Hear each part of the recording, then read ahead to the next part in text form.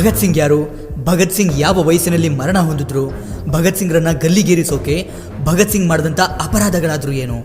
ಎಲ್ಲರೂ ತಿಳ್ಕೊಂಡಿರೋದೇನೆಂದರೆ ಭಗತ್ ಸಿಂಗ್ರನ್ನ ಗಲ್ಲಿಗೇರಿಸಿ ಸಾಯಿಸಲಾಯಿತು ಅಂತ. ಆದರೆ ಭಗತ್ ಸಿಂಗ್ ಸಾವನ್ನಪ್ಪಲು ಕಾರಣ ಬೇರೆನೇ ಇದೆ. ಭಗತ್ ಸಿಂಗ್ರನ್ನ ಎಷ್ಟು ಮೋಸದಿಂದ ಸಾಯಿಸ್ತಾರೆ ಗೊತ್ತಾ? ಹೀಗೆ ಕೆಚ್ಚದೆಯ ವೀರ ಭಗತ್ ಸಿಂಗ್ನ ಇತಿಹಾಸವನ್ನು ಕೇಳಿದರೆ ನಿಮ್ಮ ರಕ್ತ ಕುದಿಯೋದು ಖಚಿತ. 27 ಸೆಪ್ಟೆಂಬರ್ 1907 ಭಂಗಾ ಅನ್ನುವಂಥ ಒಂದು ಚಿಕ್ಕ ಹಳ್ಳಿಯಲ್ಲಿ ಒಬ್ಬ ಕ್ರಾಂತಿಕಾರಿ ಭಗತ್ ಸಿಂಗ್ನ ಜನನವಾಗುತ್ತೆ. ಅವರ ತಾಯಿ ವಿದ್ಯಾವತಿ, ಅವರ ತಂದೆ ಕಿಶನ್ ಸಿಂಗ್.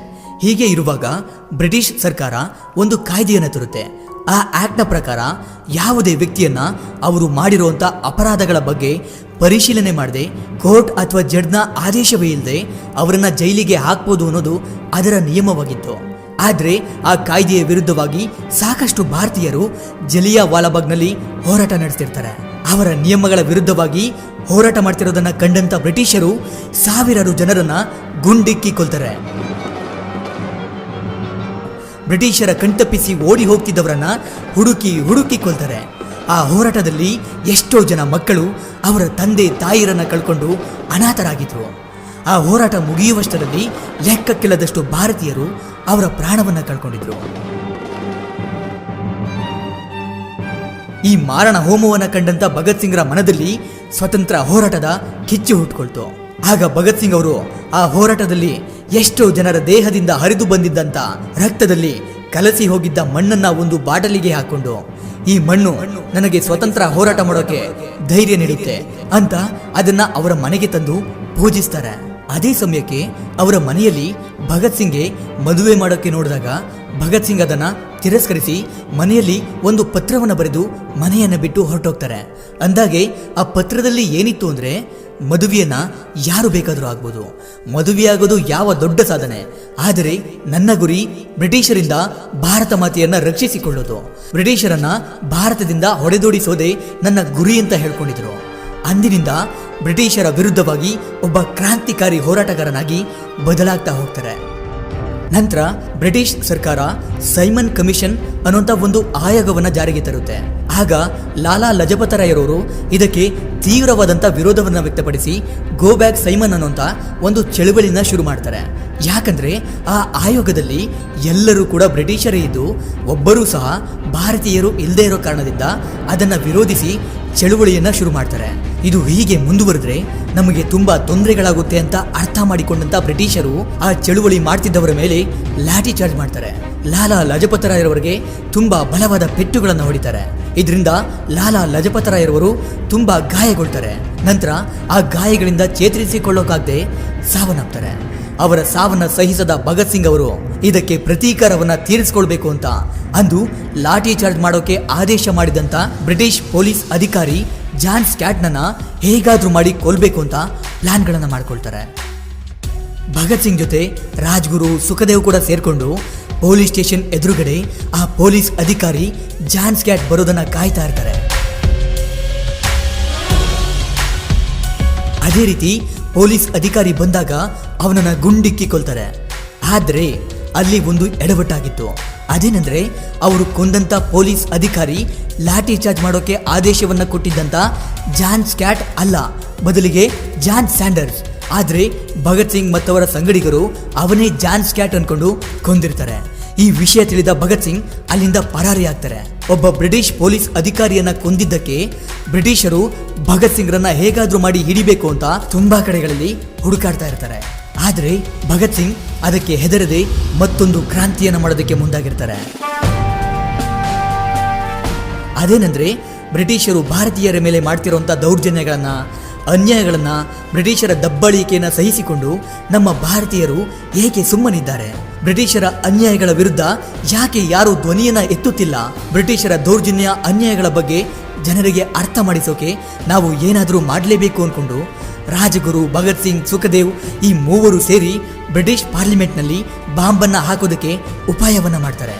ಅಷ್ಟಕ್ಕೂ ಬ್ರಿಟಿಷ್ ಪಾರ್ಲಿಮೆಂಟ್ನಲ್ಲಿ ಬಾಂಬನ್ನ ಹಾಕೋದಕ್ಕೂ ಜನರಿಗೆ ಬ್ರಿಟಿಷರು ಮಾಡ್ತಿರುವಂಥ ಅನ್ಯಾಯಗಳು, ಲೂಟಿಗಳ ಬಗ್ಗೆ ಅರ್ಥ ಮಾಡಿಸೋದಕ್ಕೂ ಏನು ಸಂಬಂಧ ಅಂದರೆ, ಬ್ರಿಟಿಷ್ ಪಾರ್ಲಿಮೆಂಟ್ನಲ್ಲಿ ಬಾಂಬನ್ನು ಹಾಕಿದರೆ ಪೊಲೀಸರು ನಮ್ಮನ್ನು ಬಂಧಿಸಿ ಕೋರ್ಟ್ನ ನ್ಯಾಯಾಧೀಶರ ಮುಂದೆ ನಿಲ್ಲಿಸ್ತಾರೆ.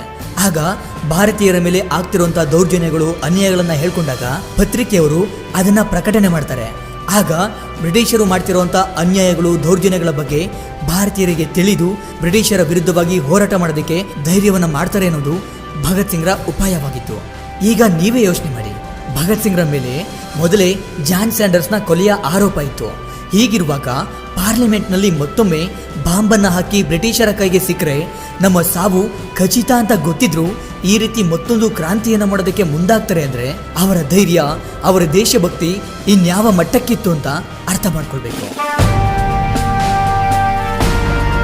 ಅವರ ಪ್ಲಾನ್ ಅಂತೆ ಭಗತ್ ಸಿಂಗ್, ಸುಖದೇವ್ ಮತ್ತೆ ರಾಜಗುರು ಅವರು ಬ್ರಿಟಿಷ್ ಪಾರ್ಲಿಮೆಂಟ್ನಲ್ಲಿ ಬಾಂಬನ್ನ ಹಾಕ್ತಾರೆ. ಅದರಿಂದ ಯಾರಿಗೂ ಕೂಡ ತೊಂದರೆ ಆಗೋದಿಲ್ಲ. ಪೊಲೀಸ್ ಅಧಿಕಾರಿಗಳು ಭಗತ್ ಸಿಂಗ್ರನ್ನ ಬಂಧಿಸೋಕೆ ಓಡ್ ಬರ್ತಾ ಇರ್ತಾರೆ.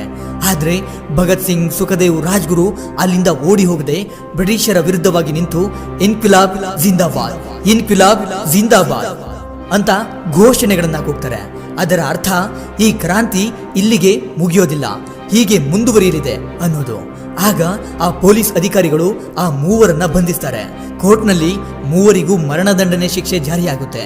ನಂತರ ಕೋರ್ಟ್ನ ಆದೇಶದಂತೆ ಭಗತ್ ಸಿಂಗ್, ರಾಜಗುರು, ಸುಖದೇವ್ರನ್ನ ಮಾರ್ಚ್ 23, 1931ರಲ್ಲಿ ಗಲ್ಲಿಗೇರಿಸಿ ಕೊಲ್ಲಲಾಯಿತು ಅಂತ ಎಲ್ರಿಗೂ ಗೊತ್ತಿದೆ.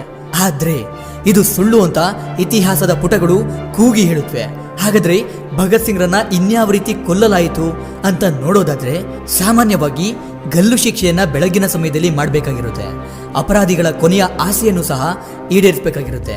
ಆದ್ರೆ ಇದ್ಯಾವುದನ್ನೂ ಸಹ ಮಾಡದೆ ಭಗತ್ ಸಿಂಗ್, ರಾಜಗುರು, ಸುಖದೇವ್ ಈ ಮೂವರು ಹೊಂಚು ಹಾಕಿ ತಪ್ಪಾಗಿ ತಿಳಿದು ಆ ಪೊಲೀಸ್ ಅಧಿಕಾರಿ ಜಾನ್ ಸ್ಯಾಂಡರ್ಸ್ನ ಕೊಂದು ಹಾಕಿದ್ರಲ್ಲ, ಆ ಜಾನ್ ಸ್ಯಾಂಡರ್ಸ್ನ ಮಾವ ಹೇಗಾದ್ರೂ ಮಾಡಿ ಭಗತ್ ಸಿಂಗ್ ಮತ್ತವರ ಸಂಗಡಿಗರ ಮೇಲೆ ಸೇಡನ್ನ ತೀರಿಸ್ಕೋಬೇಕು ಅನ್ಕೊಂಡು ಜೈಲಿನಲ್ಲಿದ್ದಂತ ಭಗತ್ ಸಿಂಗ್, ರಾಜಗುರು ಮತ್ತೆ ಸುಖದೇವ್ರನ್ನ ರಾತ್ರಿ 7:15ಕ್ಕೆ ಗಲ್ಲಿಗೇರಿಸ್ತಾರೆ. ಆದ್ರೆ ಇನ್ನೇನು ಪ್ರಾಣ ಹೋಗುವಾಗ ಅವರನ್ನ ಕೆಳಗಿಳಿಸ್ತಾರೆ. ಆ ಮೂವರು ಇನ್ನು ಪ್ರಜ್ಞೆ ತಪ್ಪಿ ಸತ್ತಿರುವುದಿಲ್ಲ.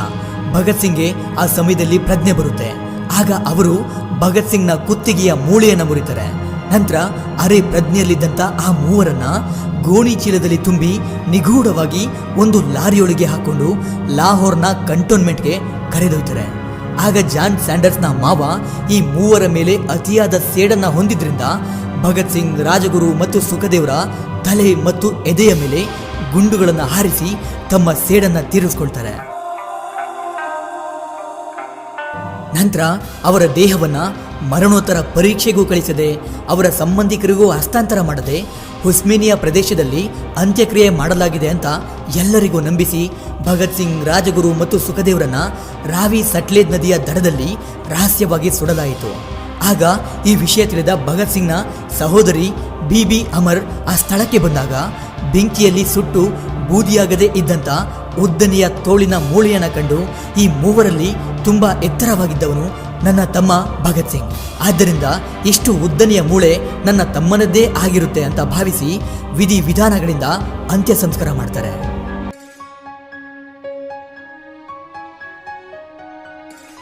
ಈ ರೀತಿ ಅಪಾರ ದೇಶಭಕ್ತಿಯನ್ನು ಹೊಂದಿ ಎಲ್ಲವನ್ನ ತ್ಯಾಗ ಮಾಡಿ ಬ್ರಿಟಿಷರ ವಿರುದ್ಧ ತೊಡೆ ತಟ್ಟಿ ನಿಂತು ಬ್ರಿಟಿಷರ ಎದೆ ನಡುಗುವಂತೆ ಮಾಡಿ ಕೇವಲ 23ನೇ ವಯಸ್ಸಿನಲ್ಲಿ ವೀರ ಮರಣ ಹೊಂದಿದವನು ಭಾರತೀಯರ ಹೆಮ್ಮೆಯ ಕ್ರಾಂತಿಕಾರಿ ಭಗತ್ ಸಿಂಗ್. ಈ ವಿಡಿಯೋ ನಿಮಗೆ ಇಷ್ಟ ಆಗಿರುತ್ತೆ ಅನ್ಕೊಂಡು ಮತ್ತೊಂದು ಹೊಸ ವಿಷಯದೊಂದಿಗೆ ಮತ್ತೆ ಬರ್ತೀನಿ. ಕೊನೆಗೆ ನನ್ನ ಈ ಶ್ರಮಕ್ಕೆ ನಿಮ್ಮಿಂದ ಬಯಸುವುದು ಕೇವಲ ಒಂದು ಮೆಚ್ಚುಗೆಯನ್ನು ಮಾತ್ರ. Anyway, thank you for watching.